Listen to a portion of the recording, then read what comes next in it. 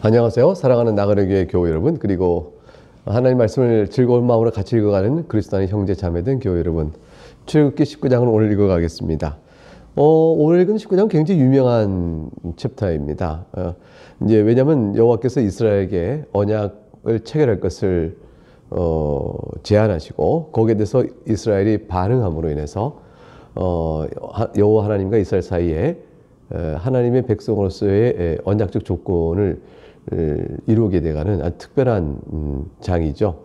그리고 하나님께서 그걸 위하여 시내산에 강림하신 장엄한 광경이 오늘 19장에 이제 나타나고 있습니다. 그래서 출애굽기 19장은 우리에게 참 감동적으로 또 유명한 또 이스라엘 백성의 특별한 하나님 보시는 지위와 특권들도 설명되어 있는 그러한 장이라 볼 수 있습니다. 널리 알려져 있죠. 내용을 한번 살펴보겠습니다.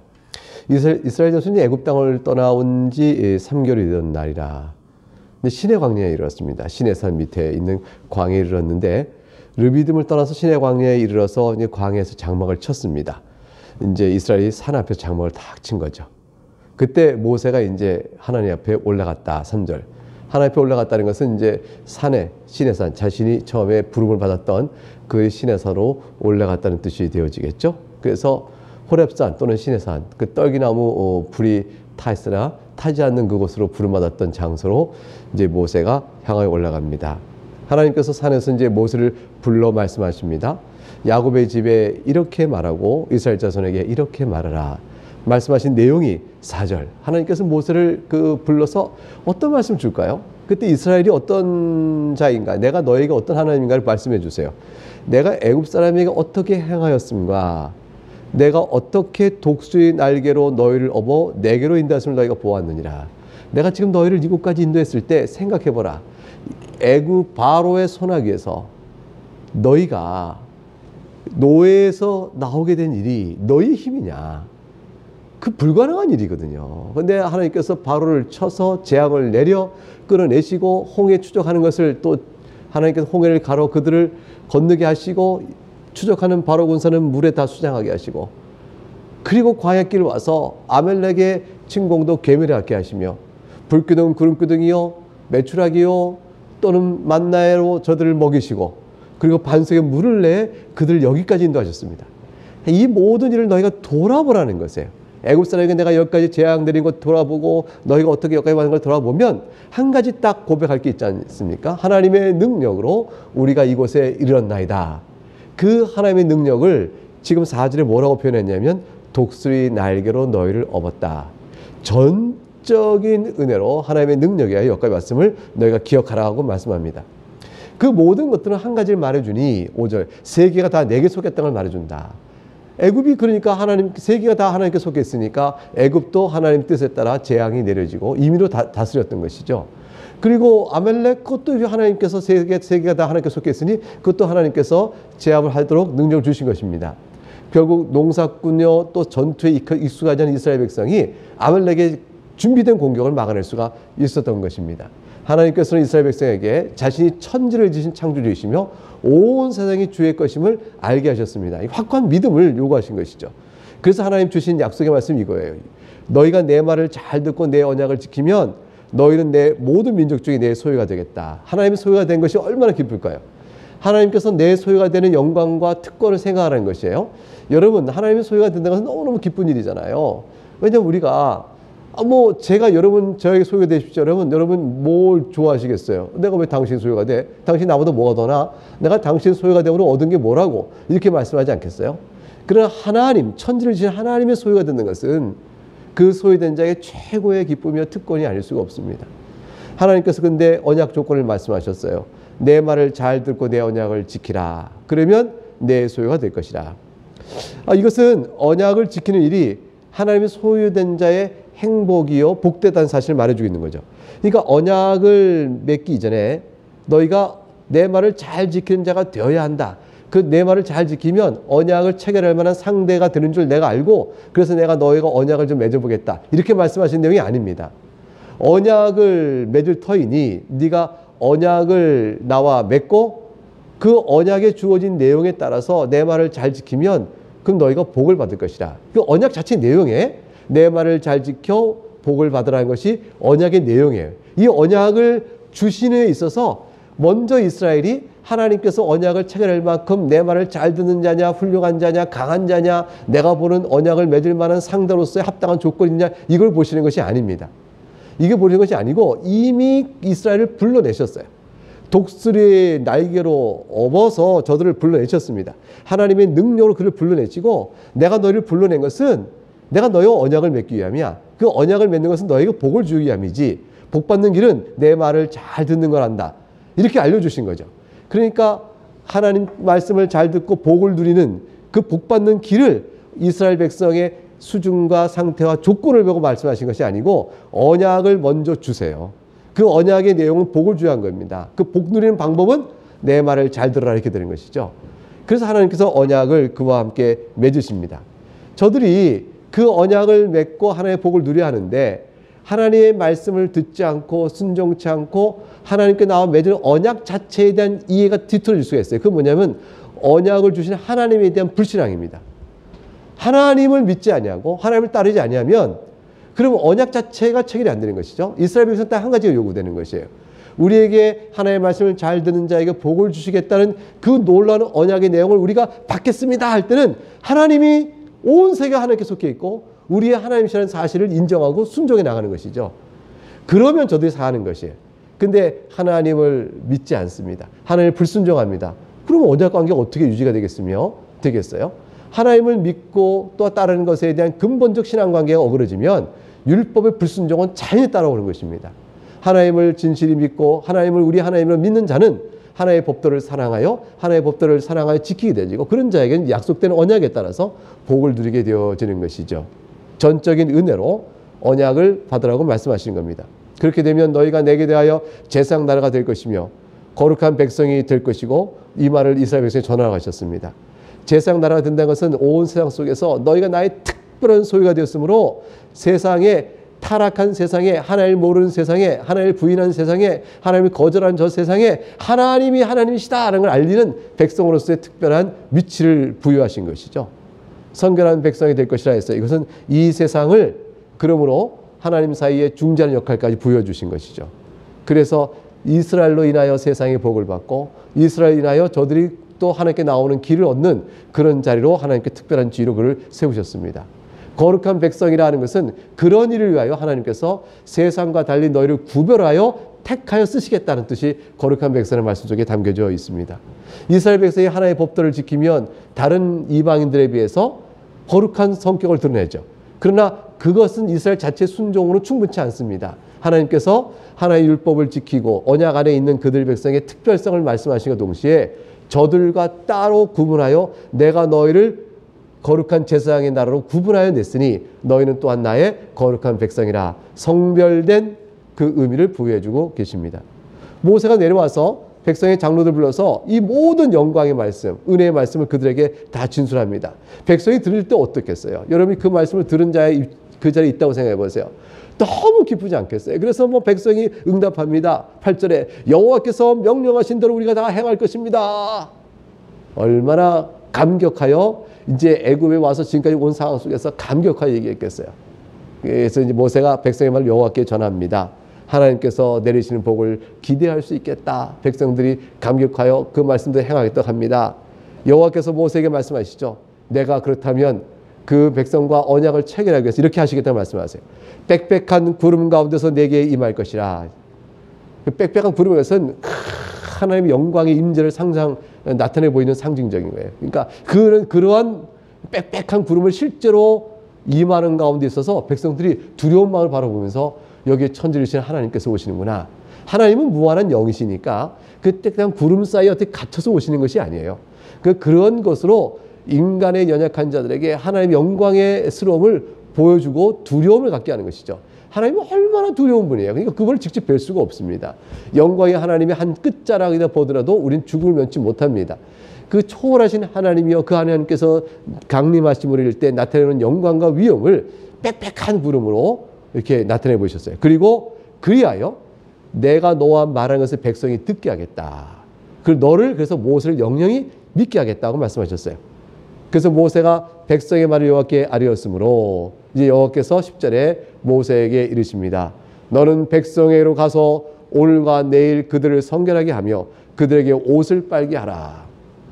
옷을 빨게 한다는 것은 이제 무슨 겉옷을 빠는 거, 실제 빠는 거죠. 빨지만 이것은 뭐냐면 마음의 내적 성결을 이루는 것이죠. 이제 하나님과 언약을 맺는다. 그 거룩하신 하나님 앞에 나의 죄의 마음을 싣고 오직 하나님만을 집중하며 하나님께만 영광 돌리고 받으신 은혜를 받기 위해 내 마음을 정결케 합니다. 라는 뜻으로 옷을 빨러 가신 것이 3일의 시간을 주세요. 오늘과 내일 그들을 성결케 하며. 그러니까 그 3일의 시간 가운데서 이 일조차 하지 않는 게으른 자, 나태한 자, 그런 자들은 하나님과 언약을 맺을 자격이 없는 거죠. 하나님께서 저들을 불쌍히 여기시고 당 일정한 시간을 두어 성결케 하는 기간을 두십니다. 하루 성결, 아침에 빨고 3일간을 주 앞에 기다립니다. 그래야 셋째 날이 되었을 때, 만 이틀 지나고 셋째 날이 되어주겠죠. 셋째 날에 나 여호와가 온 백성의 목전에서 시내산에 강림할 것이라. 시내산에 강림하시는데 12절 보니까 하나님께서 강림하시는 그 영광의 자리에 백성들이 호기심으로 막 달려들지 않도록 장소에 대한 경계를 지정하시고 저들에게 함부로 오지 못하고 경고의 말씀을 주십니다. 12절 백성을 위하여 주위의 경계를 정하고 이르기를 너희는 삼가 산에 오르거나 그 경계를 침범하지 말지니 산을 침범하는 자는 반드시 죽임을 당할 것이라. 하나님께서는 백성과 인격적 교제를 하시기 위해서 스스로 낮아지심을 통하여 저들에게 언약을 맺으러 시내산이라는 곳에 강림하시는 현상을 나타내 보이시지만, 물론 하나님 무한한 영이기 때문에 그게 실제로 어떤 장소에 국한되어 계시는 분이 아니에요. 그러나 이스라엘과 언약을 맺으시기 위해서 인간의 수준과 내용에 맞춰 강림의 모습을 현상적으로 보이시는 것이죠. 그렇지만 그것조차도 하나님의 거룩한 임재를 드러내는 것이기 때문에 인간이 임의로 함부로 넘어오게 되면 하나님의 거룩함을 훼손하는 게 되어집니다. 죽임을 당하는 것이죠. 하나님이 그것을 경고하셨어요. 그런 자들의 망발을, 인간의 망발과 호기심으로 인한 과격한 일들, 이런 것들 다 아시거든요. 그러니까 하나님께서 경계의 말을 주신 것이죠. 이스라엘 백성을 보호하시기 위해서. 그런 자에게는 만일 그렇게 넘어가는 자가 있다면 죽임을 당할 것인데, 그런 자에게는 손을 대지 말고 돌로 쳐 죽이거나 화살로 쏴 죽여라. 왜 직접 손을 대지 못하게 하실까요? 짐승이든 사람을 막론하고 살아남지 못하게 하고 나팔을 길게 불거든 산앞에 이를 것이나 했습니다. 그런 하나님의 거룩한 경계를 훼손한 자는 부정한 자예요. 그 부정한 자를 손을 대면 손들은 자도 부정하게 됩니다. 이것은 하나님께서 한 가지 염두에 두시고 하신 말씀이죠. 죄의 오염성입니다. 죄 지은 자와 함께 어울리면 죄가 오염되죠. 그러니까 손을 대지 말라는 것은 아예 엄격히 죄 지은 자와 분리하라는 것이에요. 죄 지은 자의 죄의 오염을 받지 않도록 그의 죄의 성질과 띄우라는 것입니다. 그래서 죄를 벌하는 행위가 죄와 함께 있지 않고 죄와 멀리 떨어질 수 있도록 하기 위해서 손을 대지 말고 돌을 쳐 죽이거나 화살을 쏴 죽여라고 말씀하셨습니다. 모세가 이제 백성에게 성결을 위한 명령을 이제 14절부터 이 말씀대로 전하게 되어집니다. 하나님께서 하나님의 정하신 경계를 침범하는 자는 죽일 것이라 하셨는데 그 죽음을 멀리 돌로 쳐 죽이는 게 모세에게 내리신 형벌을 통해서 형법적 형벌을 통해서 이제 벌을 내리도록 사법적 심판을 명하셨습니다. 자, 14절에 보니까 이제 모세가 백성들에게 하나님 말씀하신 대로 그대로 명하여 저들 성결케 합니다. 모세가 산에서 내려와 백성에 이르되 백성을 성결하게 하니 그들이 자기 옷을 빨더라. 자기 옷을 빨면서 마음을 씻습니다. 모세가 백성에 이르되 준비한 셋째 날을 기다리고 여인을 가까이 하지 말라 이렇게 하셨습니다. 이 여인을 가까이 하지 말라, 동침을 금하신 거죠. 성생활을 배타시하거나 성생활 자체를 죄악시 여겨서 이건 악하고 불결한 것이니 거룩한 하나님 뵐 때 이러한 일을 하는 것은 어울리지 않는다. 그러니까 하나님 뵙지 않을 때 세속적 생활할 때나 성생활을 해야 한다. 이렇게 말씀하기 위해서 하신 말씀이 아니에요. 그건 아니고 하나님을 만나는 특별한 언약 기간에 온전히 하나님에 간 집중하여 자기 마음을 다 드릴 것을 요구하신 것이죠. 인간이 이제 여인을 가까이 하는 동침의 문제나 또는 상업적이거나 다른 어떤 일에 마음을 쏘게 되면 그것으로 인한 탐욕의 마음이 자꾸 불어일으켜서 하나님께 집중하여 나가는 거룩한 영적 집중을 감당하지 못하는 것입니다. 하나님께서는 지금 이스라엘 백성에게 거룩하신 하나님이 죄된 이스라엘 백성을 불러서 그들을 의로운 자로 삼으시기 위한 하나님의 특별한 언약 관계로 맺으시는 이 일 속에서, 이제 하나님 명하시는 일 속에서 그들이 우리가 하나님의 백성이라는 사실 앞에 새로운 경험이에요. 전적인 새로운 경험 앞에 마음을 다 들여 임할 수 있도록 하시기 위한 것이었습니다.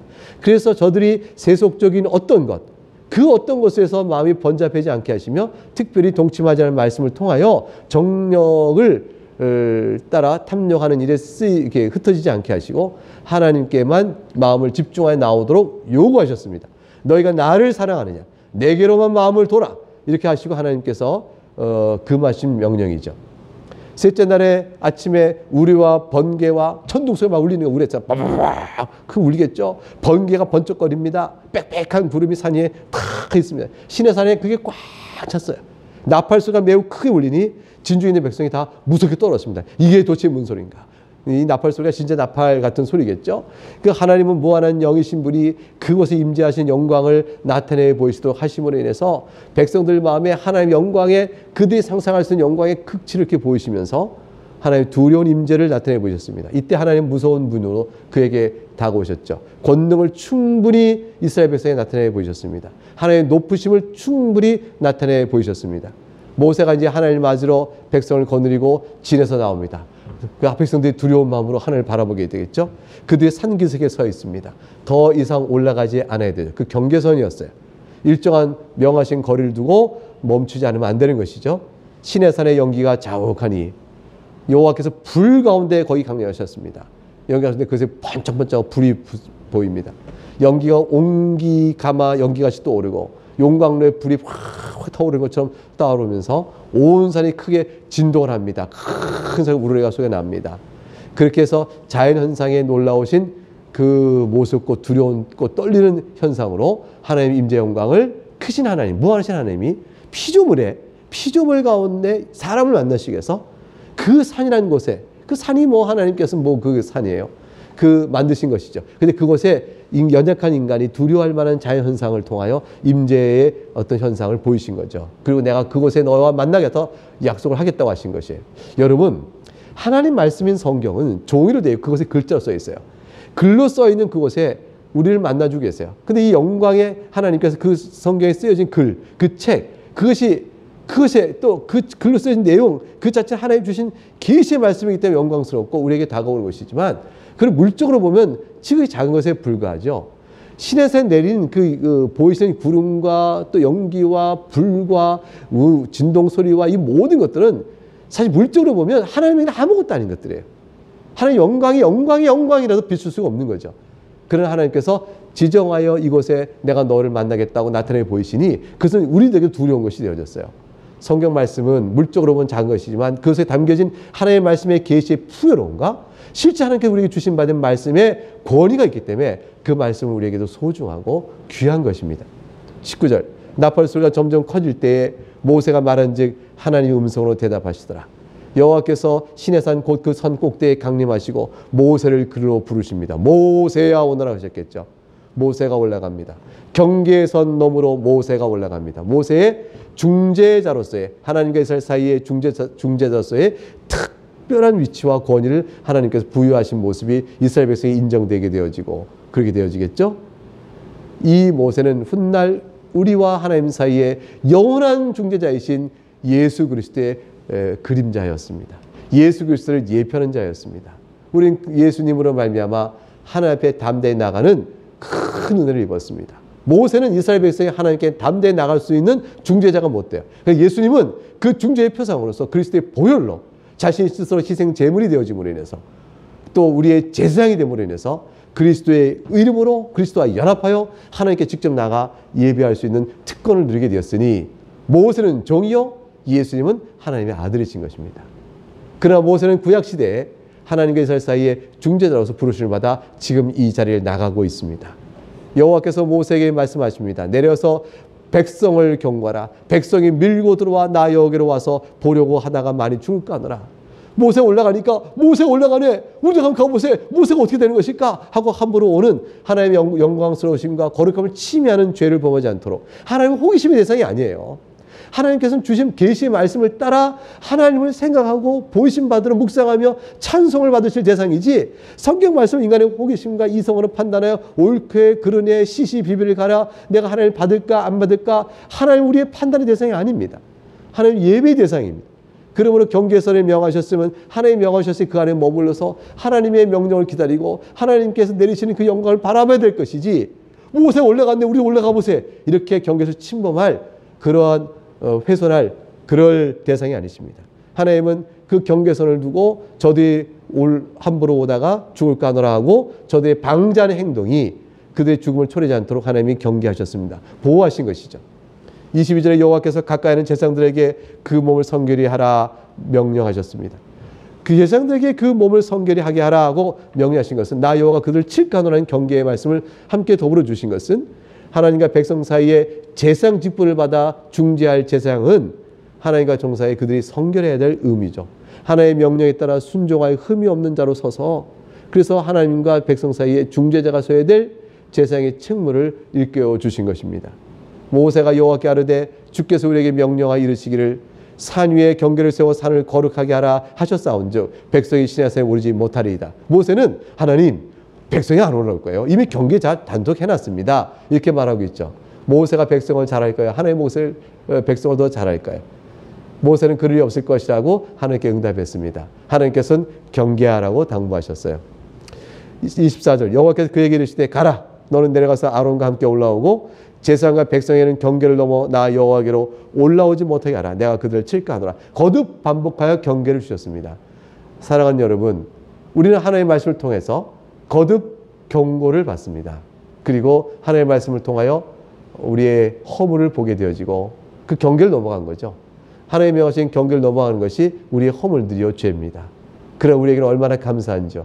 그 모든 것을 칠까 하노라 하는 하나님의 율법의 범죄를 정죄하시고 심판하신 손길이 그리스도를 말미암아 용서받고 회복된 자리에 섰으니 우리가 얼마나 하나님이 정하신 경계선을 넘나드는지, 함부로 넘어가는 그 모든 죄를 용서받고 주 앞에 섰습니다. 얼마나 감사한지요.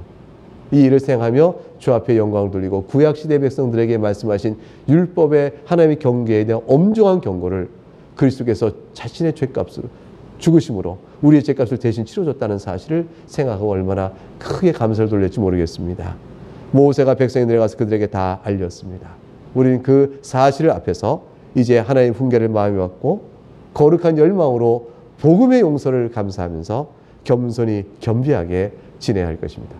하나님의 자녀가 된 사실, 그리스도 안에 있음을 기뻐하면서 오늘 이 말씀을 다시 한번 새기는 귀한 시간이 되어졌습니다. 이 말씀으로 힘있게 살아가는 여러분 되시길 바라면서요. 내일 다시 만나 뵙겠습니다. 오늘 여기서 마치겠습니다. 샬롬.